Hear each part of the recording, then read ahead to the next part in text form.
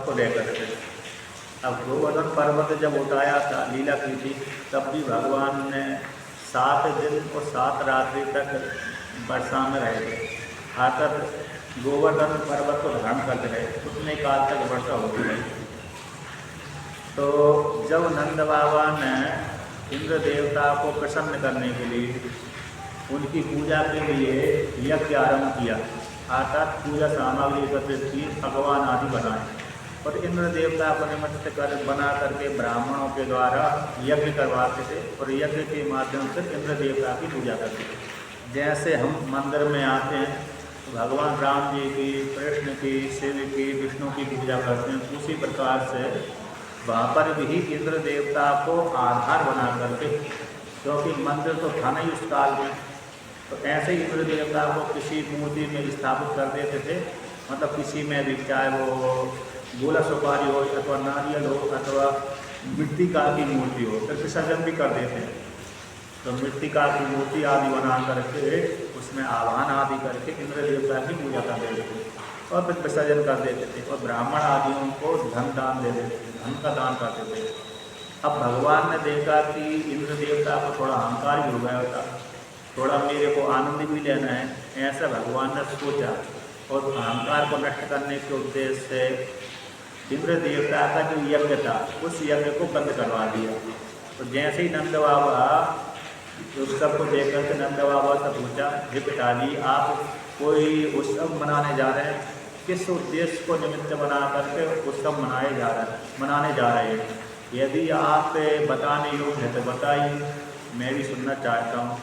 कि इंद्र देवता को प्रसन्न करने के लिए, क्योंकि इंद्र देवता यदि हमारे ऊपर प्रसन्न नहीं होंगे तो वर्षा नहीं करेंगे तो फसल पैदा नहीं होगी, घास फूस नहीं होगा, और घास फूस फसल आदि नहीं पैदा होगा तो फिर प्रजा दुखी हो जाएगी, तो प्रजा दुखी होकर के मर जाएगी। इसलिए इंद्र देवता को प्रसन्न करने से इंद्र देवता वर्षा करते हैं और वर्षा के माध्यम से हमको घास, चारा, धान आदि की प्राप्ति होती है, जिसको हम धारण करके, खा करके, उपभोग करके, पशु आदि चारा खाएंगे और हम लोग धान आदि खाएंगे, तो धान आदि खा करके हम जीवन निर्वाह करेंगे, दूध आदि पान करके हम जीवन निर्वाह करेंगे। इस प्रकार से उनकी प्रसन्नता के लिए हम यज्ञ कर रहे हैं। तो ऐसा जब कहा तो ऐसा सुनकर के कहते हैं, भगवान श्री कृष्ण कहते हैं, पिताजी देखो, हम अपने कर्मों के अनुसार जन्म लेते हैं, कर्मों के अनुसार ही मरते हैं, तो इसमें इंद्र देवता की क्या भूमिका है? इंद्र देवता की क्या भूमिका है? कहते हैं कर्म से व्यक्ति पृथ्वी लोक में आता है, तो कर्म से व्यक्ति पृथ्वी लोक में आता है, फिर जन्म धारण करता है, ग्रहण करता है, चेष्टा करता है, कर्म करता है, तो कर्म के अनुसार ही मर जाता है। तो इसमें कर्म ही प्रधान है, इसमें देवता ईश्वर को मानने की क्या जरूरत है? कर्मणः जायते जन्तु कर्मणैव विलीयते, सुखम दुखम भयम क्षेमम कर्मणैवाभिपद्यते। कर्म के द्वारा जीव उत्पन्न होता है और कर्म के द्वारा जीव का नाश हो जाता है। सुख दुख भय क्षेम आदि कर्म के द्वारा ही जीव को प्राप्त होते हैं। तो इसमें ईश्वर की मानने की जरूरत क्या है? ऐसा प्रश्न कर दिया भगवान ने, थोड़ा भ्रमित करने के लिए, थोड़ा अपनी ओर पहले दूसरे को निंदा कर दी। इंद्र देवता की निंदा करते हैं, पहले कर्म को प्रदान कर दिया, फिर बाद में कर्म को प्रदान करके अपनी पूजा करवाने के लिए, स्वयं की पूजा करवाने के लिए तर्क दिए। ये जो तर्क है ये मीमांसा को लेकर के। मीमांसा जो पूर्व दर्शन है, 6 दर्शन आस्तिक होते हैं, 6 नास्तिक होते हैं। उसमें से आस्तिक में से एक पूर्व मीमांसा नामक एक दर्शन है, तो वो कर्म प्रधान मानते हैं, तो इसलिए उन्हीं की मत को लेकर थोड़ा वर्णन करते हैं। अब यहाँ पर उन्होंने कहा यदि ईश्वर है, यदि मान लिया जाए ईश्वर है, ईश्वर के बिना गाड़ी नहीं चलती, यदि आपकी ऐसी इच्छा है कि ईश्वर सभी के ऊपर शासन करने वाला है, हम मान भी लेते ईश्वर है, किंतु है स्वतंत्र तो फल नहीं दे सकता, हमारे कर्मों के विपरीत तो ईश्वर फल नहीं दे सकता।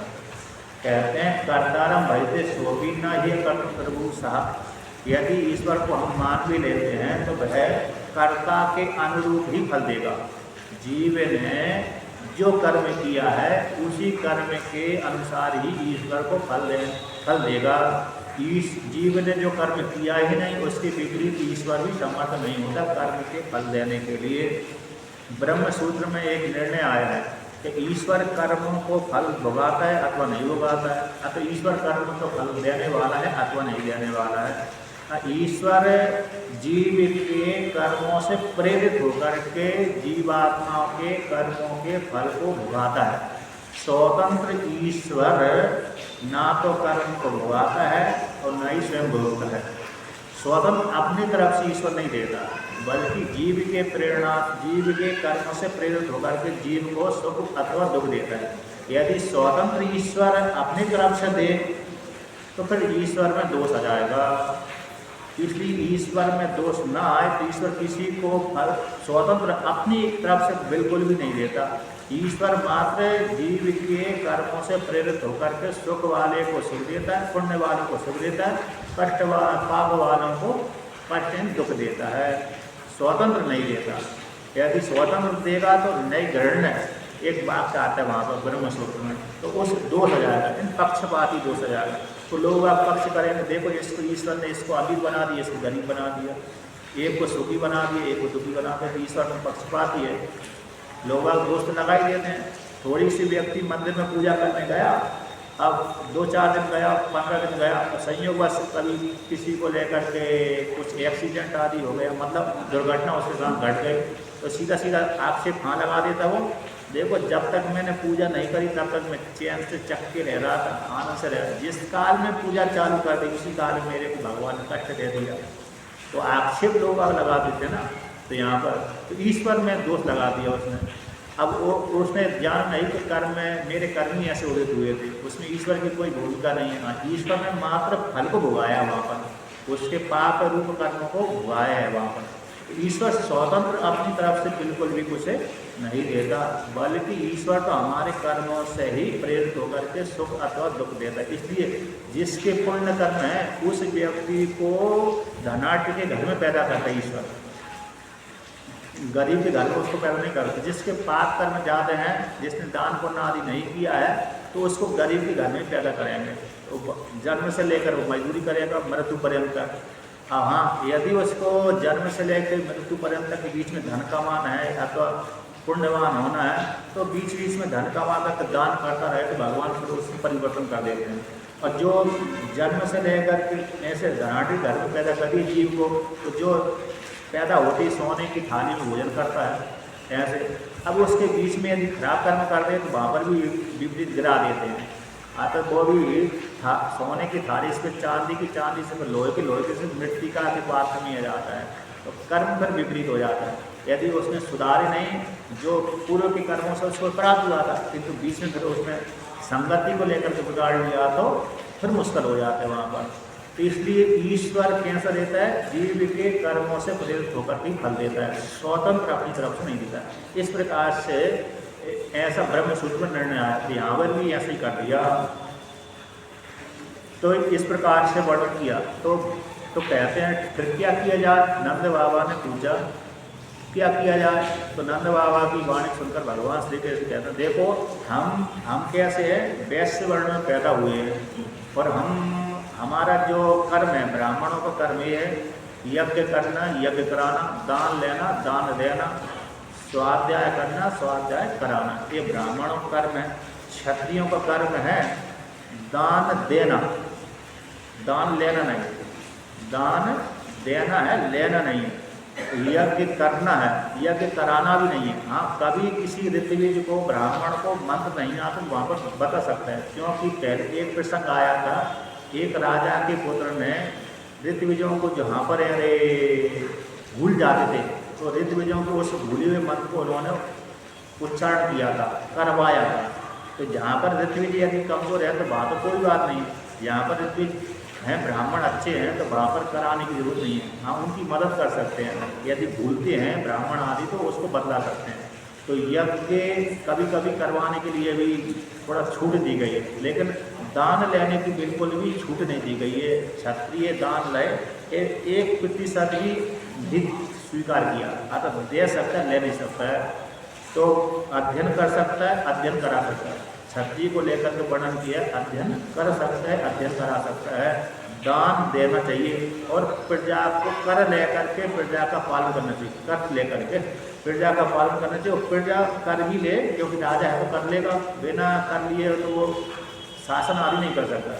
तो कर लेने का विधान किया गया और दुष्टों को दमन करने का विधान किया गया। दुष्टों को कभी भी अरे कैसे दंड दिए बिना छोड़े ही ना, शत्रु को संगार करें और धर्म पूर्वक प्रजा का पालन करें। ये क्षत्रिय का वर्णन कर दिया। वैश्य का वर्णन किया है, कृषि गौरक्ष वाणिज्य वेश कर्म स्वभाव। ये 4 प्रकार के वैश्यों के लिए वर्णन किया। कृषि का खेती करे, वाणिज्य यानी व्यापार करे, गौरक्ष और गाय का सेवा करे, चराय आदि, और कुशीत। कुशीत बोलते हैं ऋण लेना ऋण देना, यानी ब्याज में पैसा किसी को देना रहना। कभी कभी ब्याज देने वाले पैसे फंस जाते हैं, कोई यानी बदल जाते हैं। तो ये बहुत जगह होता है। यदि वो जमीन आदि का नाम नहीं करवाया, किसी साहूकार को नहीं दिया और स्वतंत्र दे दिया डायरेक्ट, तो बदल जाता लेने वाला, कहाँ दिया कोई प्रमाण नहीं है। तो कहते हैं वैश्यों का व्यापार है, उसी दिन व्यापार ऋण देना ऋण लेना। इसलिए 4 प्रकार की वृत्ति दी गई है और शूद्रों का सेवा का वर्णन किया है इस प्रकार से। तो हम देखो, हम वैश्य वर्ण में आते हैं और जन्म से ही कभी जंगल में रहते हैं, कभी पर्वत में रहते हैं, कभी कुछ रहते हैं। उसमें से ही हमारी जो परंपरा चल रही है, भगवान श्री कृष्ण कहते हैं नंद बाबा से, हमारी जो परंपरा रही है, तो वैश्य में 4 वृत्ति हैं, कृषि है, वाणिज्य है, गोरक्षा है, कुशीत है। उसमें से 3 को तो हमने छोड़ दिया, एक ही वृत्ति को हमने अपनाया है हमारी वंश परंपरा के लोगों ने। कौन सी? गौरक्षा। हम गाय का पालन करते हैं, उससे दूध निकालते हैं, दूध निकाल करके अपने कार्य आदि कर लेते हैं, उपभोग करते हैं। इन दूध बेच देते हैं, दूध बेच करके हम बदले में सोना चांदी धन आदि है अथवा वस्त्र आदि ले लेते हैं। इससे हमारा व्यापार चलता रहता है। इसलिए अब जो हम गौ पालन करते हैं, अब गाय के लिए तो जंगल चाहिए, पर्वत चाहिए, तो पर्वत हम लोगों को आश्रय देते हैं। इसी पर्वत हमारे देवते हैं, पर्वत की पूजा करनी चाहिए, ना कि इंद्र आदि देवता की। ऐसा भगवान ने उनको भ्रमित कर दिया। तो भगवान की वाणी को नंद बाबा आदि ने अच्छा माना, और क्योंकि भगवान ने कई बार उनको संकट से उबारा था, मानने के सिवा दूसरा कोई चारा नहीं था। इस प्रकार से भगवान ने उनको भ्रमित करके और अब इंद्र देवता को थोड़ा रुष्ट करने के लिए, अहंकार को नष्ट करने के लिए गोवर्धन की पूजा करवा दी। तो गोवर्धन की पूजा कैसे करें, ऐसा प्रश्न कर दिया नंद बाबा ने कि जो आपने इंद्र देवता की पूजा के लिए सामग्री एकत्रित की थी, पकवान आदि बनाए थे, उन सारे पकवानों को ले चलिए, सामग्री को ले चलिए। सारी स्त्री पुरुष से क्या करें, नए नए वस्त्र धारण करके स्नान आदि करके गोवर्धन पर्वत के पास में चले, वहाँ पर सबसे पहले यज्ञ करें। यज्ञ करके ब्राह्मणों को भोजन कराएं, स्वयं भी भोजन करें। पहले ब्राह्मण यज्ञ करवाएं, यज्ञ करें, यज्ञ करने के पश्चात ब्राह्मणों की पूजा करें, तो गोवर्धन की पूजा करें, और फिर गोवर्धन की पूजा करके ब्राह्मणों की पूजा करके ब्राह्मणों को भोजन करा करके स्वयं भोजन करके फिर गोवर्धन पर्वत की परिक्रमा करें। ये प्रक्रिया भगवान ने बता दी। उसी प्रकार से सारी स्त्री पुरुष से गाँव के पूरे ब्रजवासी गए, गोवर्धन पर्वत के पास में जाकर के यज्ञ किया, गोवर्धन की पूजा करी, और पूजा करने के पश्चात भोग लगाया, ब्राह्मणों को भोजन कराया। तो भोजन कराने से पहले जो पर्वत के लिए भोग लगाया था, तो भगवान ने विचार किया यदि मैं इनको विश्वास नहीं दिलाऊंगा तो हो सकते मेरे ऊपर विश्वास नहीं करेंगे। स्वयं भगवान ने एक रूप में तो नीचे खड़े थे बालक के रूप में, एक रूप में गोवर्धन पर्वत के रूप में चले गए और पर्वत पर जा कर के मुख बनाकर, मनुष्यों का मुख बना कर के भोजन खाने लगे, टकारने लगे। क्योंकि वो जानते थे यदि मैं प्रत्यक्ष रूप से ऐसा कार्य नहीं करूँगा तो इनको मेरी वाणी के ऊपर विश्वास होगा ही नहीं कि ये गोवर्धन पर्वत हमारा देवता है, हमारा देवता है, हमारी रक्षा करने वाला है। ऐसा जब तक इनको विश्वास नहीं होगा, एक बार तो मेरे कहने से पूजा कर लेंगे, बार बार फिर बाद में पूजा बंद कर देंगे, करेंगे नहीं। तो विश्वास दिलाने के लिए मैं स्वयं ही एक रूप से तो यहाँ पूजा करता हूँ, अपनी पूजा अपने आप में करता हूँ, एक रूप से मैं खाता भी हूँ, तो विश्वास ही दिलाता हूँ। ऐसा जान करके भगवान ने 2 रूप बना लिए। तो छोटे बालक के रूप में तो भगवान गोवर्धन की पूजा करते थे, ब्राह्मणों की पूजा करी, उनको यज्ञ करवाया, दान आदि दिया, भोजन करवाया, और एक रूप से पर्वत के ऊपर चले गए और पर्वत के ऊपर जा करके मनुष्य का रूप धारण करके और भोजन को डकारने लगे। तो यहाँ पर कहते हैं कृष्ण से तुन्यतमं रूपम गोपे विस्रंभणं गतः शैलोस्मीति ब्रुवन् भूरि बलि महददते बृहद्बहुः। कहते हैं भगवान श्री कृष्ण दो रूप बना रहे थे। एक रूप में तो पृथ्वी लोक में खड़े थे, पृथ्वी के ऊपर पूजा मनुष्यों के बीच में, अतः गोप गोपियों के बीच में बालक रूप में।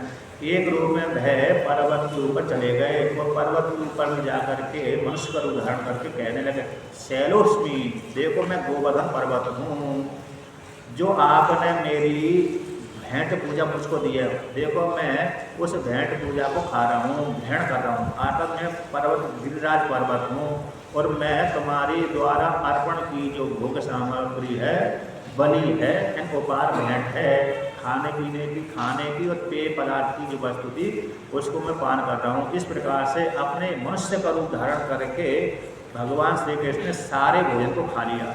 अब जितना भी उनको दिया होगा, थाली में तो नहीं दिया, थाली में दिया होगा लेकिन विशाल दिया होगा, और जितना भी दिया होगा 1 कुंटल 2 कुंटल 10 कुंटल 20 कुंटल सारे ही खा गए, है ना। थोड़ा मोड़ा तो दिया नहीं होगा, और क्या इतने विशाल घरों में दिया होगा, जिसकी 9 लाख गाय हैं एक व्यक्ति के पास में, तो अन्य के पास में भी 1000 10 हज़ार 20 हज़ार गाय होंगी, तो उन्होंने कम भोजन तो बनाया नहीं होगा। तो विशाल 100 कुंटल 2 कुंटल 100 200 कुंटल तो खा ही गए होंगे, जो भी है। अब विशाल रूप में खा लिया तो उन्होंने। अब इसके पश्चात भगवान ने एक रूप से तो स्वयं भोजन कराया, एक रूप से स्वयं भोजन कर रहे थे। तो पर्वत के रूप में खाने के पश्चात देखा, सारे लोगों को विश्वास होगा, देखो हाँ ये हमारे पक्के देवता हैं, ये हमारे ऊपर कैसी रक्षा करने वाले हैं। अभी तक तो हमने जिस इंद्र देवता की पूजा करी थी उसने तो हमको दर्शन भी नहीं दिया, और जो कृष्ण ने कहा जिसकी ये हमारे असली देवता हैं, इनकी पूजा करने से इन्होंने तुरंत ही हमको दर्शन दे दिया। इसलिए आज से हमेशा के लिए इसी गोवर्धन की हम पूजा करते रहेंगे, यही हमारे असली देवता हैं। ऐसा मान करके उसी वर्ष से फिर नियम बन गया, गोवर्धन की पूजा करने लगे। अब इसके पश्चात पूजा करी और सारे ब्राह्मण को भोजन कराया, स्वयं भी खाया। खाने के पश्चात फिर भगवान ने कहा चलो अब सारे व्यक्ति स्त्री पुरुष अपने अपने गाड़ी के ऊपर बैठ जाए और फिर परिक्रमा करते हैं।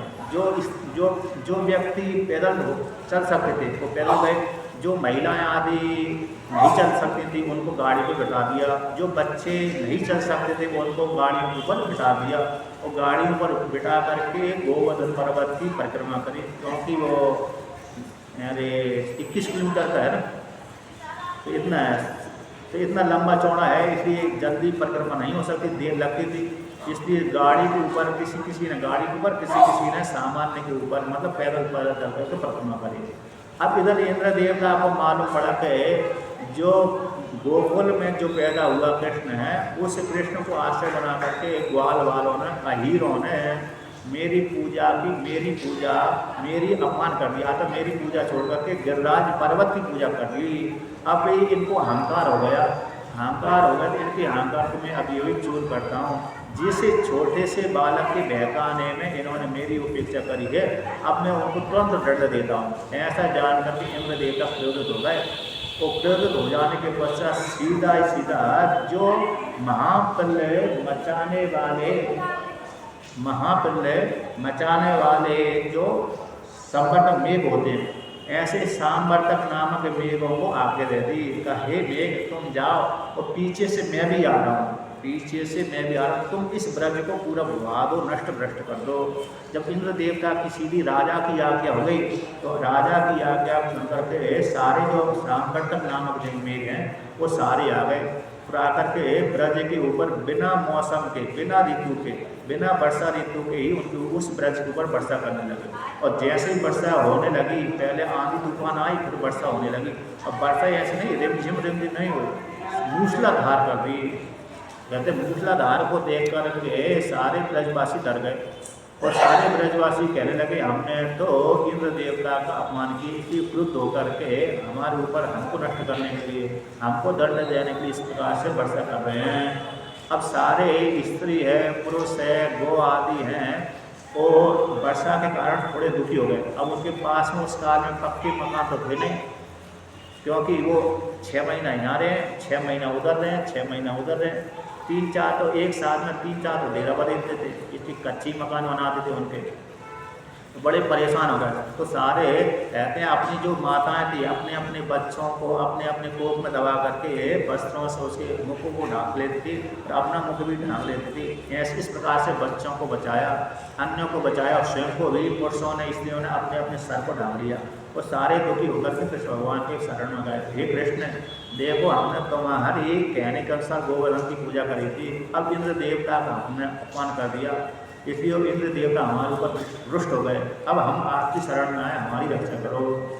तो भगवान श्री कृष्ण ने तो जान ही लिया था इंद्र देवता रुष्ट होएगा और फिर वर्षा भी करेगा, ये जानते थे। इसलिए भगवान श्री कृष्ण ने कहा कि हे नंद बाबा आदि, हे गोपो, आप चिंता नहीं करो, मैंने तो हम सभी की रक्षा करने के लिए, हम सभी के रक्षा करने के लिए पहले से एक उपाय सोच कर रखा है। चलो वहाँ पर सारे व्यक्ति स्त्री पुरुष से बच्चे बच्ची लेकर के, गाय आदि को लेकर के, पशु को लेकर के इस गोवर्धन पर्वत के पास में चलिए। तो वहाँ पर मेरे साथ मेरे पीछे चलिए। ऐसा सुन करके सारे स्त्री पुरुष भगवान के पीछे पीछे चलिए। तो भगवान श्री कृष्ण गोवर्धन पर्वत के पास में जा कर के अपने संकल्प से एक हाथ से ही पर्वत को उठा दिया। अब यहाँ पर विचार करने योग्य है कि ऐसे इतना विशाल तो पर्वत एक हाथ से कैसे उठ जाएगा, हाथ भी नहीं घुसने वाला, यद्यपि घुस भी जाए मिट्टी में घुसेगा तो इतना अंदर तो नहीं जाएगा। छोटे से तो भगवान के 5 वर्ष 7 वर्ष के बालक थे, तो इतना बड़ा हाथ भी नहीं जाए उनका, तो बीच में तक चला जाए। तो कहते हैं संकल्प से होता है। ये कैसा होता है, ये शक्ति जो आती है मन की शक्ति ये कार्य करती है। मन में दृढ़ संकल्प ऐसा होता अपने आप ही उठता है। तो भगवान ने जैसे ही संकल्प किया पर्वत अपने आप ही उठ गया। इसमें हाथ आदि की ज़्यादा नहीं है, हाथ तो उन्होंने निमित्त बनाया था, हाथ तो भगवान ने एक निमित्त बनाया, लेकिन उठा अपने उनके संकल्प से, तो अपने आप संकल्प से उठ गया। उठ करके भगवान ने बीच में चले गए, नहीं तो छोटे से ठिकने थे, टेढ़ा भी नहीं कर सकते। विशाल हो जब पर्वत जैसा शरीर हो व्यक्ति तब ऊपर उठा सकता है और तब फिर बीच में जा सकता है, एक किनारा करके जा सकता है, नहीं तो वैसे नहीं जा सकता। जब तक पर्वत से दुगना तिगना बड़ा ना हो तब तक वो पर्वत को उठा ही नहीं सकता। और भगवान थे छोटे से 5 फुट के 10 फुट के होंगे वो, लेकिन वो संकल्प से उठ गया। उठने के पश्चात बीच में जा करके एक अंगुली पर खड़े होकर एक अंगुली पर रख लिया। अब अंगुली पर रखने के पश्चात सारे गोपियों से कहा कि हे गोपियों, अपने अपने बच्चों को पशु को लेकर के इस पर्वत के नीचे आ जाओ। अब गोपियों को शंका हो गई, नहीं हम इसके नीचे जाएँ कि न जाएँ, कहीं इसने मजाक कर दिया, कहीं गिरा दिया, कहीं नींद हो जाए तो हम तो वैसे ही मर जाएंगे, है क्या नहीं। अभी तक तो बाहर की हवा से जल से इतनी जल्दी नहीं मरेंगे, कहीं इसने हो सकते रुड़का दिया, इसको नींद आ जाए, अथवा थक गए, अथवा असावधानी हो वो छोड़ दे तो तुरंत ही मर जाएंगे, फिर तो निकलने का मौका भी नहीं मिलेगा। इतना विशाल पर्वत हमारे ऊपर गिरते ही कैसे हो जाएंगे, हम दबी जाएंगे और मरी जाएंगे, तो बिना मौत ही मर जाएंगे। तो ऐसी गोपों के मन में शंका हो, तो भगवान जान गए इनके मन में शंका है। तो भगवान श्री कृष्ण ने कहा कि हे गोपियों, आप शंका मत करिए, ये मत शंका करिए कि इतना छोटा सा बालक कैसे धारण कर सकता है, कहीं हमको मार ना दे, ये आपके मन में बिल्कुल शंका ना हो। आप इसके भीतर निशंक होकर के अपने बच्चों को लेकर के इसके भीतर आ जाओ। मैं आपकी रक्षा करने के लिए मैंने इस प्रकार से विधान पहले से ही करके रखा है। तो भगवान की वाणी के ऊपर उन्होंने विश्वास कर लिया, कुछ विश्वास भी दिला दिया, क्योंकि वो जान भी गए थे इतना सा 7 वर्ष का बालक कैसे पर्वत को उठा सकता है, इसमें कोई अलौकिक शक्ति है। इसलिए ज़्यादा तर्क वितर्क न करके फिर सारे वो चले गए। वो सारे चले गए तो 7 दिन और 7 रात तक उस पर्वत को एक उंगली के ऊपर धारण करते ही रहे, अतः हटे नहीं, ना तो आगे गए ना पीछे, ना 1 इंच आगे पीछे, कुछ भी नहीं, वो हिले भी नहीं। इस प्रकार से 7 दिन 7 रात तक धारण करते रहे।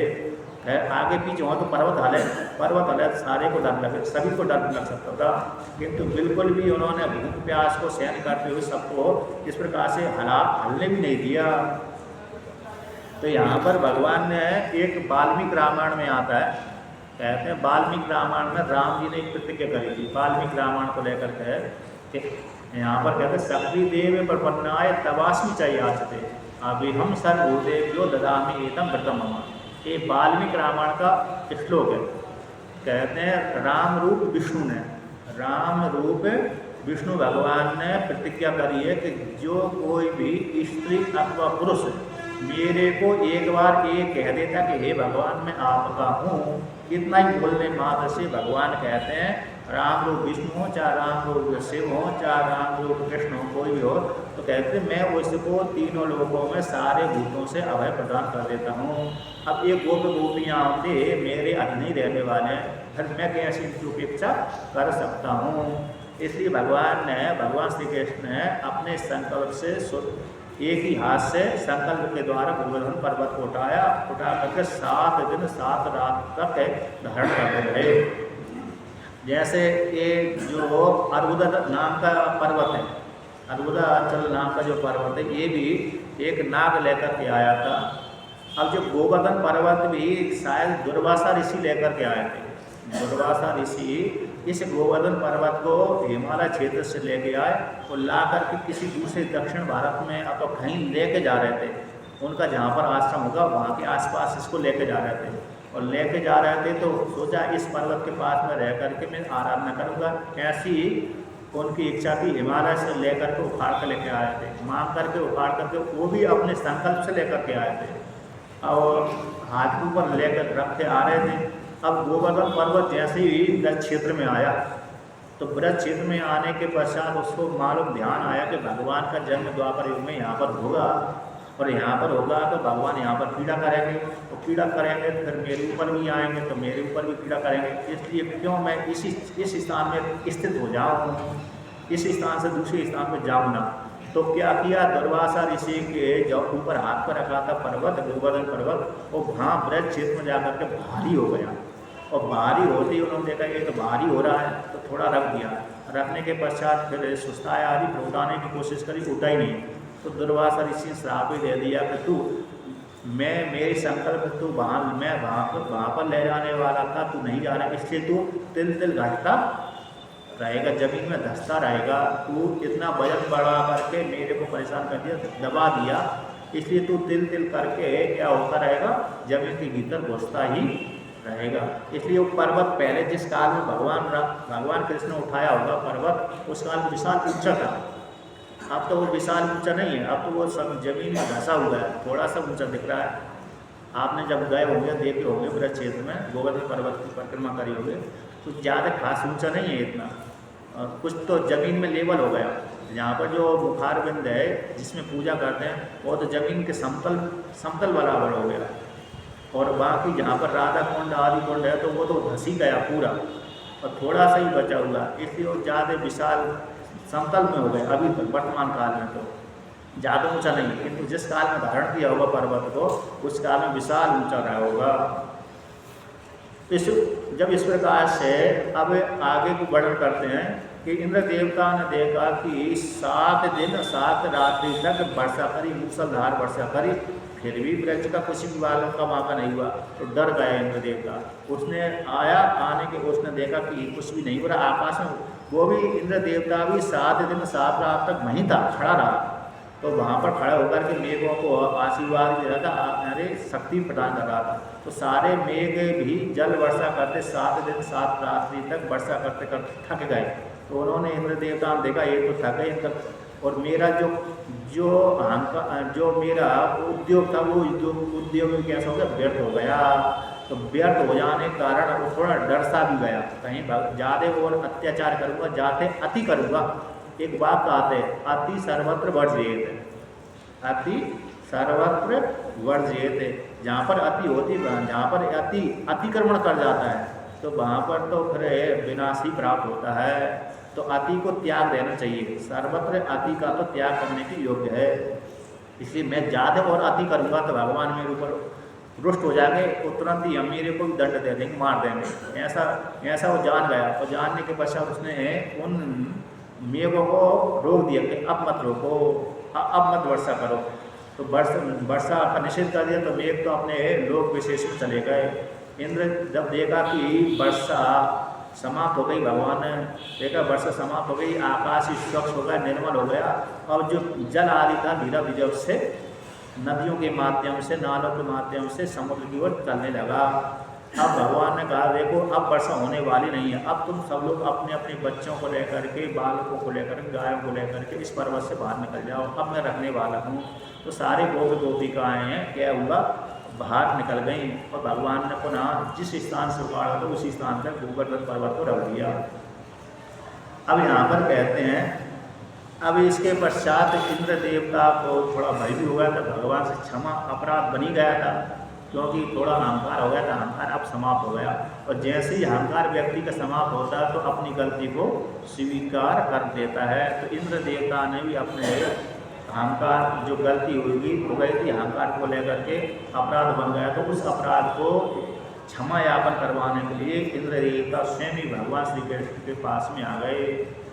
अब सारे गोपियाओं ने आश्चर्य कर लिया कि इतना बड़ा 7 दिनों तक देखो इस बालक ने, छोटे से बालक को धारण लिया। ये बालक है, साधारण बालक नहीं है, बड़ी दिव्य है। इस प्रकार से उस बालक के विषय में स्तुति जानने लगे कि सामान्य हमारा ये बीच में जो बालक है कृष्ण भगवान है, सामान्य नहीं है बल्कि विशेष है।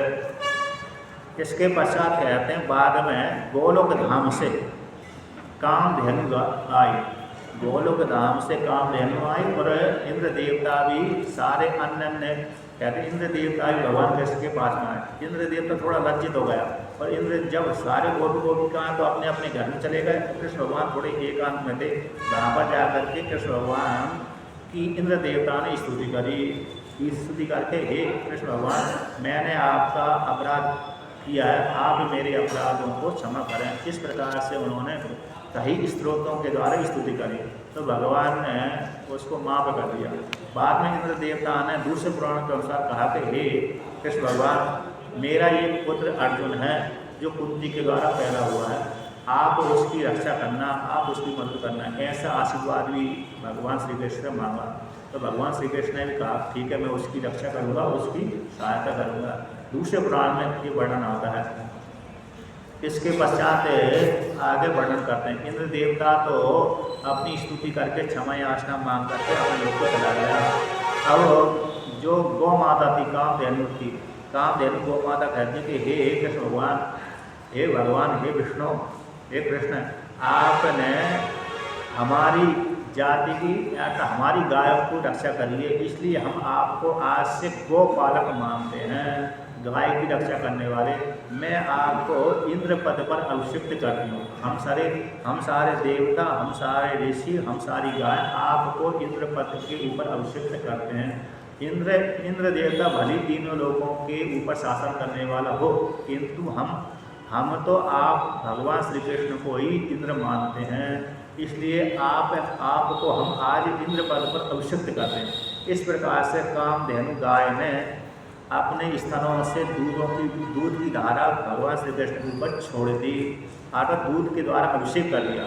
उसी दिन से भगवान श्री कृष्ण इंद्र स्वामी बन गए, अर्थात गौओं के स्वामी बन गए, गौओं की रक्षा करने वाले। तो भगवान का नाम पड़ गया उसी का नाम गोविंद, उसी दिन से पड़ा हुआ कि गौ माता ने अपने लिए उनका स्वामी माना कि हमारे रक्षक हैं। भगवान श्री कृष्ण कैसे हमारे रक्षक हैं, हमारे ऊपर शासन करने वाले, रक्षा करने वाले। तो गोविंद शब्द का एक अर्थ होता है इंद्रियों के ऊपर शासन करने वाला, एक गोविंद शब्द का अर्थ होता है गाय की रक्षा करने वाला, गायों का स्वामी।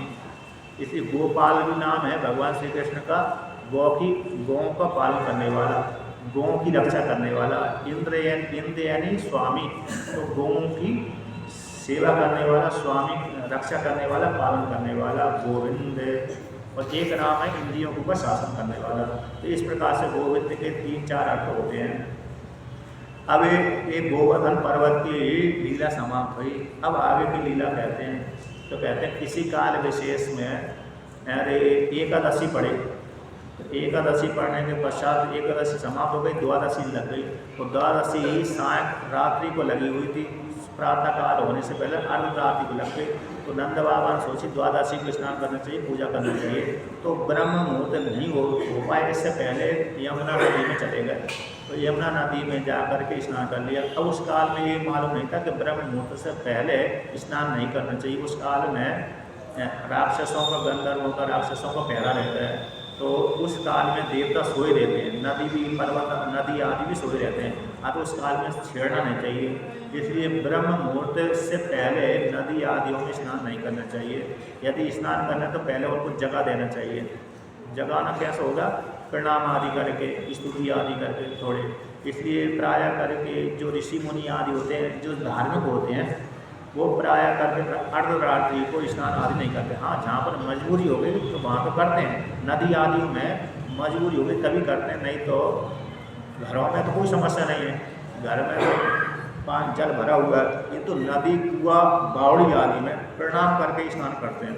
तो ब्रह्म मुहूर्त से पहले स्नान करने नहीं जाते। अर्धरात्रि को 12-1 बजे, निश्चित रात्रि को जो काली रात्रि होती है उस काल में स्नान नहीं करते। हाँ, सूर्योदय होने से 1.5 घंटा पहले से ब्रह्म मुहूर्त चालू हो जाता है, उस काल में स्नान आदि करते हैं, प्रणाम आदि करके।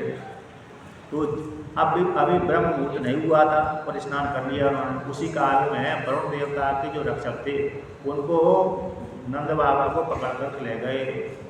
अब नंद बाबा को पकड़ के ले गए तो यद्यपि वरुण देवता ने उनको पास में रखा, बंधन आदि नहीं दिया, जेल आदि में नहीं डाला।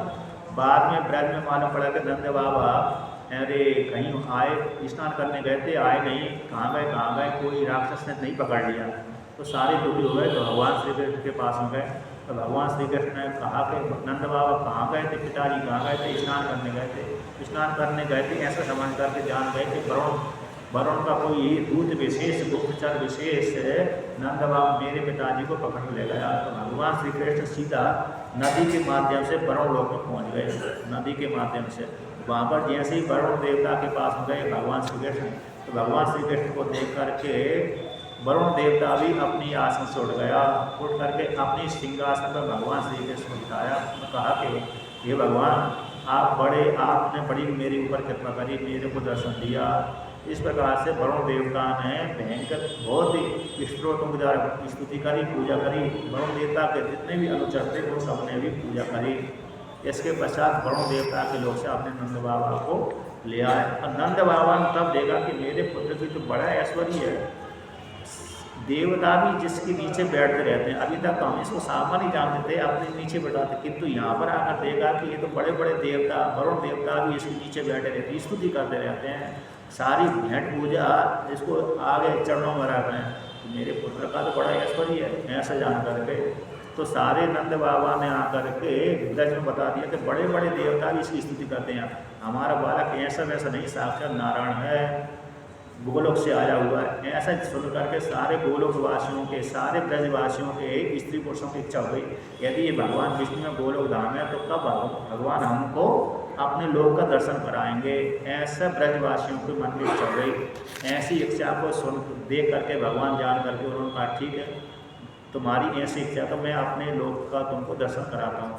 तो जहाँ पर अक्रूर जी को जिस हृदय में अपना रूप का दर्शन कराया था उसी हृदय में सारे गोपियों उसका, तो इसमें स्नान करो, इसमें प्रवेश कर जाओ। और जैसे ही प्रवेश की होगी उसी के भीतर जा करके उन्होंने अपना लोक का दर्शन करा दिया। जैसे महाभारत में आता है कि जब सारे कौरव पांडव मर गए, 5 पांडव बचे थे और उनकी स्त्रियाँ बची थी, उनको इच्छा हुई हमारे पति पुत्रों को देखो। तो व्यास भगवान ने गंगा किनारे ले गए और गंगा किनारे में ले जा करके कहा कि तुम इसमें स्नान करो।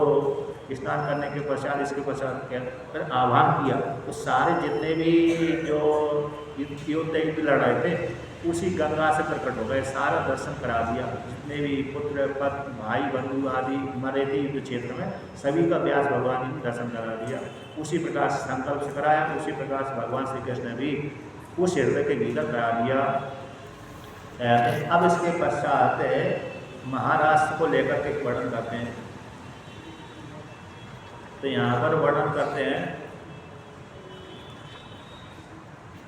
कि भगवान ने जो गोपियों ने गोपी जब भगवान 7 वर्ष की अवस्था हो गए थे, उस काल में गोपियों की इच्छा हो गई कि हमको पति रूप से वर्ण कर गोपियाँ कहते थे, ये भगवान हमारे पति बने, हमारे पति बने, ऐसा चिंतन करते थे। गोपियों ने भगवान को पति रूप से वर्ण करने के लिए व्रत भी किया था 1 महीने का। तो उनका व्रत भगवान ने पूरा करवा दिया, आकर वरदान दिया, ठीक है मैं तुम्हारे साथ प्यार करूँगा। अब वो 6 वर्ष पहले 6 वर्ष के थे उस काल में, तो एक शरद ऋतु, अगली जो शरद ऋतु आएगी उस काल में तुम्हारी इच्छा मैं पूरी करूँगा, ऐसा बोल करके वरदान दे दिया था। अब 6, 7, 8, 9, 10 महीना व्यतीत हो गए, तो चातुर्मास व्यतीत हो गया और आ गया अरे शरद ऋतु आ गई।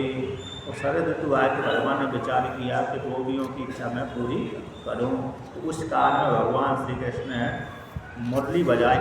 तो मुरली में कहते हैं यहाँ पर अपने होस्ट पर रात्रि का समय था, पूर्णिमा थी, और पूर्णिमा थी तो उसी पूर्णिमा को उन्होंने दिव्य पूर्णिमा, दिव्य रात्रि बना ली। ऐसे सामान्य रात्रि तो 6 घंटे में व्यतीत हो जाएगी, 6 घंटे 7 घंटे में, किंतु जो दिव्य रात्रि होती है वो दुगनी कई महीनों की हो जाती है, कई दिनों की हो जाती है।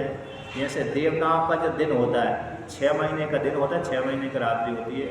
अगर हमारे 6 महीना बीत जाएं तो देवताओं का 1 दिन होता है, हमारी 6 महीना बीत जाए तो देवता की 1 रात्रि होती है। इतना बड़ा देवताओं का दिन होता है। पितरों का दिन, कहते पितरों का दिन तो कृष्ण पक्ष 15 दिन का दिन होता है, 15 दिन की रात होती है। पितरों का 1 दिन और 1 रात है, हमारे 15 दिन और हमारे 15 दिन में 15 दिन का 1 उनका दिन होता है, और 15 दिन की रात्रि, 15 दिन के दिन उनकी 1 रात्रि होती है।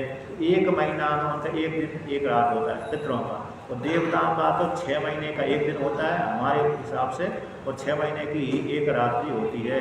इतना बड़ा होता है।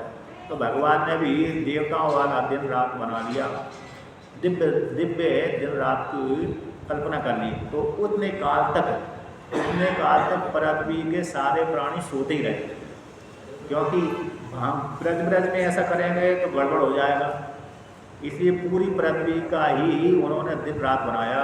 पूरी पृथ्वी को उस काल में वो सारे जो स्त्री पुरुष थे वो सोते ही रहे, तो उनको भ्रम होता रहा दोनों प्रकार से, तो सोते ही रहे उतने काल तक। योग माया से युक्त किया था, क्योंकि परमात्मा सत्य संकल्प है, और जैसा संकल्प करता है उसी प्रकार से होता है। तो जब भगवान ने कहा कि गोपियों को मैं उनकी इच्छा पूरी करूं, ऐसा जान करके भगवान ने रात्रि समय, सायकाल समय जंगल में जा करके बांसुरी बजाई। और बांसुरी के ऊपर है क्लीम मंत्र जो आता है, क्लीम जो मंत्र होता है, क्लीम, उस क्लीम मंत्र की ध्वनि छोड़ दी उन्होंने। ये है वशीकरण मंत्र, कामदेव का मंत्र है, इच्छा की पूर्ति करने वाला। लक्ष्मी का भी मंत्र है क्लीम, कृष्ण भगवान का भी मंत्र है क्लीम, और कामदेव का तो बीज मंत्र है। तो इस मंत्र को जाप करने से कामदेव की इच्छा पूरी होती है। तो ऐसे ही मुरली के ऊपर क्लीम मंत्र का ध्वनि छोड़ दी। उसको सुन करके जिन स्त्रियों ने भगवान को पति रूप से वर्ण करने की इच्छा करी थी, उन्हीं को वाणी सुनाई पड़ी ज़्यादातर, क्योंकि अन्य उनकी माता तो उनके पास में आई नहीं, यशोदा माता तो नहीं आई उनके पास, रोहिणी माता नहीं आई। तो उन्हीं स्त्रियों, उन्हीं कुंवारी कन्याओं को, अथवा जिन स्त्रियों ने उनसे प्रेम करने की इच्छा करी उन्हीं को सुनाई, अन्यों को नहीं सुनाई। अन्यों को इस प्रकार की भावना नहीं जागृत हुई। कहते हैं सारी गोपियाँ जिस काल में भगवान श्री कृष्ण ने बांसुरी बजाया, उस काल में कुछ गोपियाँ बच्चों को खिला रही थी, कुछ श्रृंगार कर रही थी, कुछ रोटी बना रही थी, कुछ क्या कर रही थी, कुछ गाय को धुवन कर रही थी, कुछ कर रहे थे, मतलब कुछ तो कर रहे थे। तो ऐसा देख करके जो जिस अवस्था में थे उसी अवस्था में अपने अपने दूसरे कार्य को छोड़ करके भगवान के पास में आ गए। जैसे अन्य गोपियाँ दूसरे काल में तो गोपियाँ अरे पूजा करने के लिए, कहीं जाने के लिए एक सखी दूसरे सखी को बुला देती, एक सखी दूसरे को सखी को बुला देती कि चल सखी वहाँ पर चलते पूजा करने के लिए। किंतु उस काल में तो दूसरी सखी ने दूसरी सखी को बुला ही नहीं। जैसे जिस सखी ने जिस अवस्था में थी उसी अवस्था को छोड़ करके दूसरे को बिना बता ही वहाँ पर जहाँ पर कृष्ण भगवान बैठे हुए थे वहाँ पर आ गए। यहाँ पर वर्णन करे तो कोई सखी अरे श्रृंगार कर रही थी तो आधा श्रृंगार कर पाई तो छोड़ करके आ गई। कुछ सखी दूध का दोहन कर रही थी तो दूध धोते धोते पात्र वहीं छोड़ करके आ गई। और कुछ सखी बच्चों आदि को खिला पिला रही थी, भोजन आदि परोस रही थी, तो उनको छोड़ करके वहाँ पर आ गई। इस प्रकार से कुछ श्रृंगार कर रही थी, तो वो श्रृंगार आधा श्रृंगार किया, आधे छोड़ करके आ गई। इस प्रकार से तो आने के पश्चात भगवान ने सभी का स्वागत सत्कार किया। तो यहाँ पर थोड़ी भगवान श्री कृष्ण मजाक करिए कि हे इसलिए आप, हे गोपिकाएँ, आप कुशल से तो आप इस समय मेरे पास में क्यों आई हैं? यदि भी भगवान ने बुलाया है, किंतु भगवान ने तो उनको परीक्षा लेने के लिए इस प्रकार से प्रयोग कर दिया। यदि तुमको कोई ब्रज में कोई उपद्रव, अरे कष्ट तो नहीं प्राप्त हुआ, यदि किस उद्देश्य आए, कोई कष्ट तो ब्रज में कोई कष्ट तो नहीं आया, यदि कष्ट आया है तो मैं उसको समाप्त करने के लिए चलता हूँ। यदि मेरे दर्शन करने की इच्छा से तुम यहाँ पर आई हो, तो फिर मेरे दर्शन तुमने कर ही लिए, वो कर लिए तो आप घर में लौट जाइए। यदि मेरे को देखने की इच्छा से तुम आई हो, तो मेरे दर्शन तुमने कर ही लिए, इसलिए आप लौट कर चले जाइए। और घर में अपने पति की है, पुत्र की है, भाई बंधु की है, माता पिता की सेवा करना चाहिए, और रात्रि को किसी निर्जन स्थान में नहीं जाना चाहिए, ऐसा भगवान ने उनसे कहा। स्वागत भी किया, सत्कार भी किया, फिर थोड़ी परीक्षा हुई, हंसी मजाक आदि भी करी। इसके पश्चात कहते हैं गोपियों ने उनके इस प्रकार के ठिठोलियों को देख करके उनको बड़ा आनंद की प्राप्ति हुई। इसके पश्चात गोपियों के यहाँ पर बड़ा प्रसंग, लंबा प्रसंग है, बीच का प्रसंग आपने सुनकर रखा होगा, इसलिए ज़्यादा नहीं बोल सकते, 2-3 दिनों तक इसी प्रसंग में बोलते रहने। तो कहते हैं इसके पश्चात गोपियों ने भगवान श्री कृष्ण ने परीक्षा लेने के पश्चात विहार किया, यानी यमुना के किनारे गए, बालुका में उन्होंने विहार करने लगे। विहार करने के पश्चात कहते हैं अब गोपियों को विहार करते करते, एक लीला करते करते गोपियों के मन में ये विश्वास होगा कि हम ही सारी तीनों लोगों में जितनी भी स्त्रियाँ हैं उन सबसे श्रेष्ठ हम ही हैं। तभी तो भगवान हमारे साथ क्या कर रहे हैं, जो तीनों लोगों के स्वामी हैं हमारे साथ विहार कर रहे हैं। हम जैसा बोलते हैं भगवान वैसे कार्य करते हैं, हम जैसा नचाना चाहें वैसे ही नाच जाते हैं भगवान, है क्या नहीं? बोलते हैं बैठ जा तो बैठ जाते हैं, उठ जा तो उठ जाते हैं, जैसा हम बोलते हैं वैसे ही, हमारी विपरीत कार्य नहीं करते, तो हम सबसे श्रेष्ठ हैं। ऐसा ही यहाँ पर वर्णन कर दिया। उन स्त्रियों को ये अभिमान हो गया था कि हम ही तीनों लोगों में सबसे श्रेष्ठ सुंदर स्त्रियाँ हैं जो भगवान हमारे अधीन रहते हैं। आत्मानं मे विदे स्त्रीणां मानन्याधिकं भुवि। तो जैसे ही उन्होंने भगवान, जैसे गोपियों के मन में जैसे ही अहंकार हुआ, तो भगवान जा गए इनके मन में अपने सौभाग्य को लेकर के, अपनी श्रेष्ठता को लेकर अहंकार हो गया। उसी काल में भगवान श्री कृष्ण अंतर्धानी हो गए। अब जैसे ही अंतर्धान हुए उसी समय उनका अहंकार भी समाप्त हो गया। अब मात्र एक गोपिका को लेकर के अंतर्धान हुए थे, सारी गोपियाँ को छोड़ दिया, किंतु एक गोपी वो साथ लेकर के चले। अब एक गोपी को साथ ले गए तो सारी जो गोपियाँ थी सारे दुख हो गए। हे कृष्ण, हे कहाँ गए, हे प्रभु, हमारे ऊपर कृपा करिए, हमको दर्शन दीजिए, हम तुम्हारे कारण दुखी हो रहे हैं, दर्शन दीजिए इत्यादि। एक जंगल से दूसरे जंगल को खोजने देखने के लिए भगवान देखा चलते जाते थे कि भगवान इस रास्ते से इधर इस जंगल को गए। कभी कभी उनको पद चिन्ह है, जैसे पद चिन्ह से व्यक्ति को हम पहचान लेते हैं किसके पद चिन्ह है, उस व्यक्ति को खोज लेते हैं कि पशु के चिन्ह है या तो मनुष्य के चिन्ह है, स्त्री के हैं तो पुरुष के हैं, बालक के हैं तो बालिका के। उन चिन्हों को देख करके वो हर स्त्री पुरुष जो चिन्हों को जानने वाला जानकार है पहचान लेता है। जैसे पशु को खोजने के लिए पशु के पद चिन्हों को देख करके व्यक्ति जान लेता है कि हाँ हमारा पशु इधर ही गया हुआ है। तो इस प्रकार से उसी प्रकार से गोपियों ने देखा कि भगवान श्री कृष्ण के पद चिन्ह हैं, तो उसी दिशा को चला। आगे चलते चलते देखा कि एक स्त्री के भी चिन्ह है, वो जान गए कोई एक हमारे बीच में से कोई एक गोपी है, तो वो गोपी धन है जिसको साथ भगवान श्री कृष्ण उसको साथ लेकर गए हैं, वही हमसे ज़्यादा सबसे श्रेष्ठ है। इस प्रकार से अब उसके साथ भगवान श्री कृष्ण ने पीड़ा करी होगी बीच बीच में।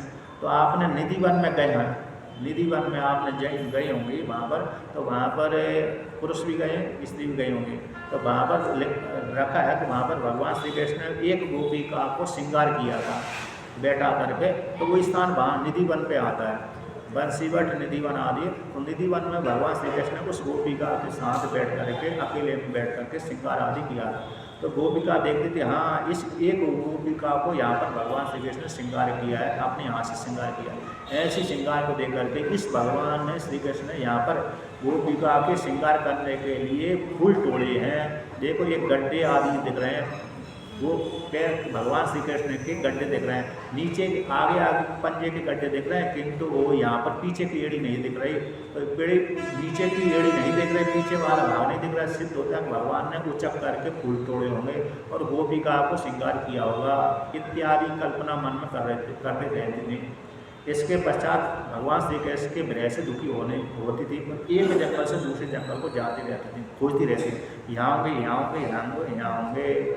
इसके पश्चात जिस गोपिका को साथ लेके गए थे तो गोपिका भी उसके मन में भी अहंकार हो गया। कहते हैं उस गोपिका को कहने लगे मैं ही सबसे श्रेष्ठ हूँ, इसलिए तो भगवान श्री कृष्ण मेरे को अकेले लेके गए, अन्य को छोड़ दिया, इसलिए मैं ही सबसे श्रेष्ठ हूँ। ऐसा जैसा उसको अहंकार हुआ, उसी काल में गोपिका कहने लगी हे कृष्ण मैं आपके साथ चलते चलते बहुत थक गई, यदि आपकी इच्छा होगी आगे जाने की इच्छा है तो अब मेरी सामर्थ्य नहीं है। तो भगवान श्री कृष्ण ने कहा यदि ऐसी इच्छा है आगे आप नहीं जा सकती तो मेरे कंधे के ऊपर बैठ जाओ। आगे कहा तो मैं कहा ठीक है कंधे के ऊपर बैठ जाओ। तो जैसे भगवान कंधे के ऊपर नीचे झुके और बैठने की तैयार हुई, उस समय भगवान श्री कृष्ण भी अंतर्धान हो गए कि उस गोपिका को भी क्या कहते हैं अहंकार हो गया था, मैं ही सबसे श्रेष्ठ हूँ, इसलिए तो भगवान मेरे को ज़्यादा सम्मान देते हैं, अन्य गोपियों को सम्मान इतना नहीं देते। ऐसा जैसे ही अहंकार हुआ और आगे उसको चलने की इच्छा नहीं हुई, उसने सोचा थोड़ा अरे मना लेते हैं इनको, जैसे कुछ किसी को रिझाना हो ना तो कुछ बहाना बनाना पड़ती है, अपने अधीन करना पड़ती है। उसी प्रकार से इसने सोचा कि मैं भी अब थोड़ा रिझाती हूँ और थोड़ा नखरे करती हूँ इत्यादि जो भी है। जो यहाँ तो भगवान का प्रसंग है क्या नहीं। तो गोपी वो जो गोपिका थी तो यहाँ पर राधा का नाम तो नहीं आता है, लेकिन आपने गर्ग संहिता पढ़ी होगी, गर्ग संहिता में भगवान श्री कृष्ण की आंतरिक लीला का वर्णन किया। गर्ग संहिता नामक ग्रंथ है, गर्गाचार्य ने रची है, उसमें भगवान श्री कृष्ण ने क्या लीला गोपिकाओं के साथ क्या क्या किया और किस गोपिका का विवाह किसके साथ कब हुआ, ये सारा प्रसंग वहाँ पर आता है गर्ग संहिता में। गर्ग संहिता मुख्य कृष्ण भगवान को उद्देश्य करके रचना की गई है और ब्रज के आसपास क्षेत्र की रचना की गई है। भगवान की राधिका की जितनी प्रधान सखी हैं उन सारी प्रधान सखियों के साथ भगवान श्री कृष्ण का विवाह हुआ है। इस सखी का यहाँ पर विवाह हुआ, उस सखी का वहाँ पर उस क्षेत्र में विवाह हुआ। राधा का विवाह कब हुआ था? भगवान जब श्री कृष्ण बहुत से बहुत 1 वर्ष के अथवा 5-6 महीने के थे तब उस काल में राधा का विवाह श्री कृष्ण के साथ हुआ। और कहाँ पर हुआ था? तो भांडीर वन में। आप वृंदावन क्षेत्र जाएंगे तो वृंदावन क्षेत्र में जो कालियाद है, कालियाद है कि सीधे सामने वो है यमुना जी है, यमुना जी पार करके सीधे सामने वाले एक जंगल है, वहाँ पर जंगल में भांडीर वन है, बट वृक्ष है, अभी वर्तमान काल में बस्ती भी है आसपास में। उस भांडीर वन में भगवान ब्रह्मा जी ने राधिका के साथ, कृष्ण भगवान के साथ राधिका का विवाह करवाया। उस काल में भगवान श्री कृष्ण थे मात्र 1 वर्ष के आसपास। अब किंतु जब विवाह किया उस काल भगवान श्री कृष्ण पुनः नवयुवक बन गए थे। जब विवाह समाप्त हो गया पुनः फिर छोटे से बालक बन गए। तो ये गर्ग संहिता में उसकी प्रसंग आता है, गर्ग संहिता में।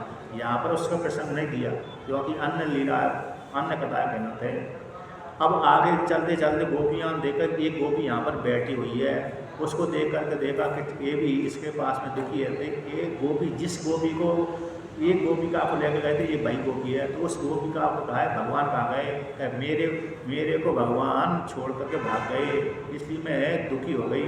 तो सारी गोपियाँ भगवान श्री कृष्ण कहने लगी हे कृष्ण, हे नाथ, हे प्रभु, हमको बीच मझधार में छोड़ कर तुम भाग गए, हमारे ऊपर कृपा करो, हमारे ऊपर दया करो, हमको दर्शन दो, हमको इस प्रकार से तड़पाओ न। अब यहाँ पर एक गोपिका ध्यान मंत्र देती हैं, बहुत ही अच्छा श्लोक है। तो कहते हैं तन्मनस्कः तदालापास् तद्विचेष्टः तदात्मिका, तन्मनस्कास्तदालापास् तद्विचेष्टास्तदात्मिकः, तद्गुणान् एव गायन्त्यो न आत्मगाराणि सस्मरुः। ये ध्यान मंत्र जिस पर परमात्मा की प्राप्ति के लिए सबसे उत्तम श्लोक है।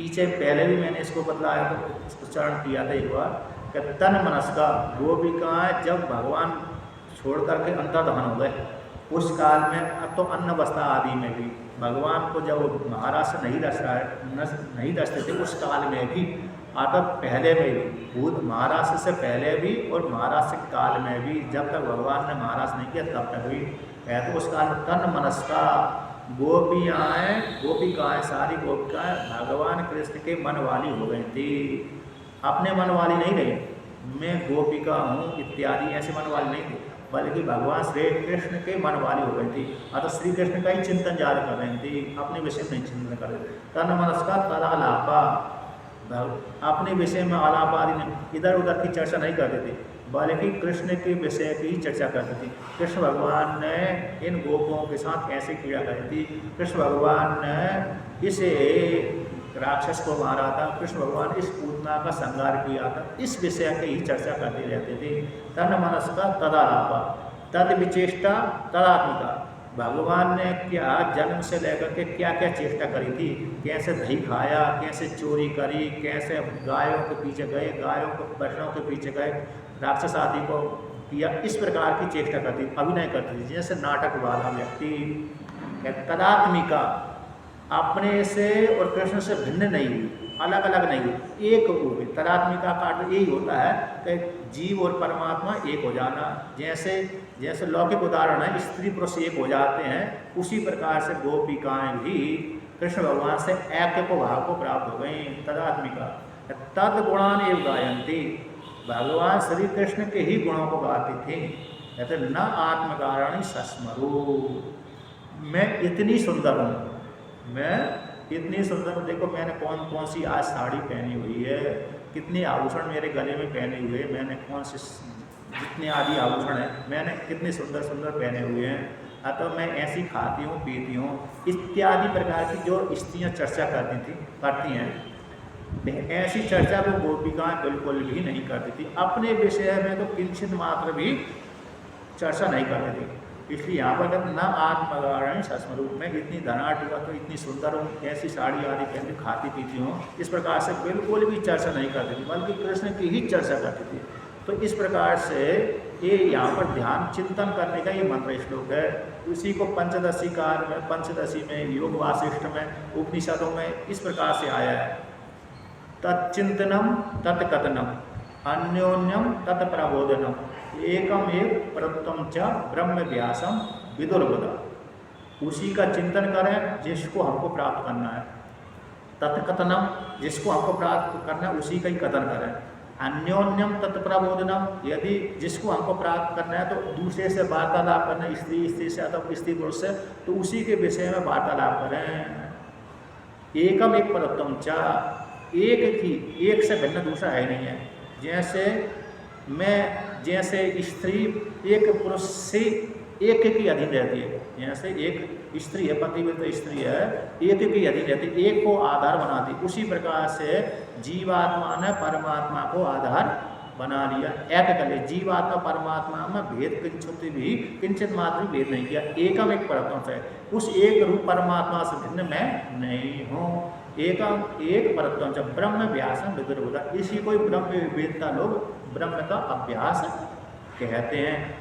उसी प्रकार से भगवान में रूढ़ हो जाएगा। ये तो ब्रह्म का चिंतन के लिए है, भगवान के रूप में जो कुछ भी कर रहे हैं, जो कहते हैं कृष्ण का ही चिंतन करें, अथवा जो कृष्ण भगवान का भक्त है कृष्ण का चिंतन करें, कृष्ण के विषय में वार्तालाप दूसरे से करें तो वार्तालाप कृष्ण के विषय में दूसरे से पूछे और दूसरे कृष्ण के विषय में कहे और कृष्ण को ही सब कुछ माने। एक कृष्ण को उससे भिन्न किसी दूसरे को न माने, एक कृष्ण के लिए हो गया। जो राम जी का भक्त है वो राम जी का ही चिंतन करें, राम जी के विषय में ज़्यादा वार्तालाप करें, राम जी के विषय में अन्योन्य से एक दूसरे के संबंध जब व्यवहार आदि करें तो राम जी के विषय में ज़्यादा करें और राम जी को छोड़कर दूसरे को माने ही ना। और मैं भी राम से भिन्न नहीं हूँ, मैं भी राम से भिन्न नहीं हूँ। यदि मैं राम से भिन्न हुआ तो मेरा कमजोर भक्ति है वो। मैं यदि राम से भिन्न हूँ ऐसा जिसने माना तो मतलब वो अभी मध्यम क्वालिटी का मध्यम वाला अधिकारी है, उत्तम वाला अधिकारी वो नहीं हुआ। अब जो शिव जी का भक्त है वो शिव जी को इसी प्रकार से माने शिव जी के विषय में चिंतन करे, शिव जी के विषय में कथन करे, शिव जी के विषय में एक दूसरे वार्तालाप करे, तो मैं शिव से भिन्न नहीं हूँ। इस प्रकार से शिव जी का चिंतन होगा। ब्रह्म वेत्ता के लिए तो यही है, परमात्मा को छोड़, मैं परमात्मा से भिन्न नहीं हूँ। परमात्मा के विषय में एक दूसरे वार्तालाप करे तो परमात्मा के विषय में वार्तालाप करे। परमात्मा रूप ब्रह्म से भिन्न कोई दूसरा नहीं है। मैं भी परमात्मा से भिन्न नहीं हूँ। मैं और परमात्मा रूप ब्रह्म एक ही हूँ। इस प्रकार से चिंतन करे, दूसरे लोग से वार्तालाप करे, तो इसको कहते हैं ब्रह्म अभ्यास, ब्रह्म ज्ञान। योग वासिष्ठ में भी आता है, पंचदशी में आता है, भगवान भास्कर के उपदेश सहस्त्री नामक जो ग्रंथ है उसमें भी आता है, अन्य अन्य जगह पर भी आता है। इस प्रकार से गोपिकाएँ भय से युक्त होकर के भगवान श्री कृष्ण का चिंतन करती थी। अब गोपिकाएँ ने देखा कि भगवान अभी तक आए नहीं हैं, तो दुखी होकर के भगवान को पुकारने के लिए भगवान श्री कृष्ण को गीत गाती हैं। तो सब गोपिका गीत, गोपी गीत आता है, जयति तेधिकं जन्मेना ब्रजः श्रियत इंदिरा सस्वेदत्र हि दयितग्रस्यतां दीक्षुता विकास त्वयि धीर्ता सवस त्वां विचिन्वते।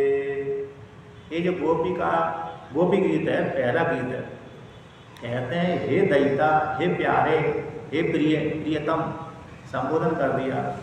कहते हैं जयति, जय हो, ते अधिकम जन्मना व्रजा, हे प्रिय, हे प्रिय सखा, हे प्रियतम, आपके जन्म ले लेने से, आपके पृथ्वी लोक में ब्रज में जन्म ले लेने से इस ब्रज की महिमा अपरंपार हो गई। क्यों हो गई? जो पहले बैकुंठ में जो महिमा थी, वो महिमा बैकुंठ से ही इस लोक की, ब्रज लोक की ज़्यादा महिमा हो गई। कि ज़्यादा महिमा क्यों हो गई? कि बैकुंठ की महिमा से इस ब्रज लोक की महिमा क्यों ज़्यादा हो गई? कि जिस काल में आपने जन्म धारण किया, उसी काल से जो बैकुंठ में निवास करने वाली लक्ष्मी थी, श्रेयता इंदिरा सस्वद अत्र ही, के इसी ब्रज क्षेत्र में इंदिरा नामक जो लक्ष्मी है हमेशा हमेशा के लिए रहने लगी, उत्कर्ष रूप से भाव को प्राप्त हो गई। जब तक आपने जन्म नहीं लिया था तब तक तो बात अलग है, किंतु जिस काल में आपने जन्म ले लिया उसी काल में इस ब्रज क्षेत्र की महिमा, पूरे ब्रज मंडल की जो महिमा है वैकुंठ लोक से भी उत्कृष्ट भाव को प्राप्त हो गई। क्योंकि तभी तो उत्कृष्ट भाव को प्राप्त न होती तो लक्ष्मी अपने लोक को छोड़ करके इस लोक में नहीं आती। लक्ष्मी अपने लोक को छोड़ करके इस लोक में आ गई। इससे सिद्ध होता है इस ब्रज की महिमा अपरंपार है। इसलिए वो कैसे हो गई कि आपके जन्म लेने के कारण। इसलिए हे कृष्ण भगवान, आप हमको दर्शन दे दीजिए, दीक्षुता विकास। देखो हम आपके लिए, हमने सारा अपने जो प्राण है, इंद्रिय है, मन है, आपके चरणों में अर्पण कर दिया। दृढ़ता असौ, कहते असु यानी प्राण है, जो हमारी इंद्रिय आदि प्राण हैं, हमने द्वै परमात्मा में आपके श्री चरणों में अर्पण कर दिए और आपके लिए खोज करती रहती हैं। हम आपकी कैसी दासी हैं, सेविका हैं, आपको दसों दिशा में खोज रही हैं। आप हमको दर्शन प्रदान करिए, आप अपने को दिखाइए। हम देखो दुखी होकर के भटक रही हैं, दृश्यता प्रत्यक्षीभूत आप हो जाओ। हे प्रिय, हे सखा, हे मित्र, हमारे सामने प्रकट हो जाओ। अथवा हम आपको देख रही हैं, हम आपको खोजने के लिए जंगल में भटक रही हैं, दुखी हैं, आप हमारे सामने प्रकट हो जाइए।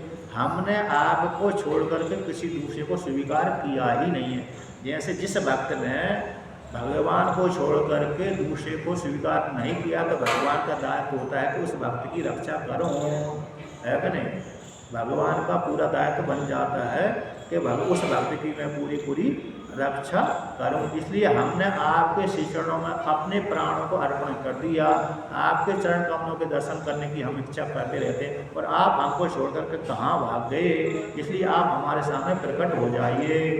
इस प्रकार से गोपिकाओं ने क्या किया? भगवान श्री कृष्ण के विरह में गीत गाया। अब आगे के जो गीत है, कहते 4-5 जो गीत है, बहुत बड़ा स्रोत है। आगे फिर कल सुनाते हैं गोपिका गीत। प्रथम बोल दिया, द्वितीय तृतीय चौथा आदि बहुत ही अच्छा है। इसको आप भक्तिपूर्वक करुणा से युक्त गाएंगे तो निश्चित रूप से, यदि भावार्थपूर्वक गाया इस स्तोत्र को, निश्चित रूप से इसको गाते गाते आपकी आंखों से आंसू टपक ही जाएंगे। इतना करुणामय श्लोक है, गोपी गीत है, इतना करुणामय वाला है कि आप करुणा से भक्ति से युक्त होकर के श्रद्धापूर्वक इसको गाएंगे तो निश्चित रूप से आपकी आंखों से आंसू की धारा बहने ही लगेगी। इतना मार्मिक श्लोक है, बहुत स्त्रोत है, तो गोपी का गीत है। अब आगे कथा करें, कल कहते हैं। ओम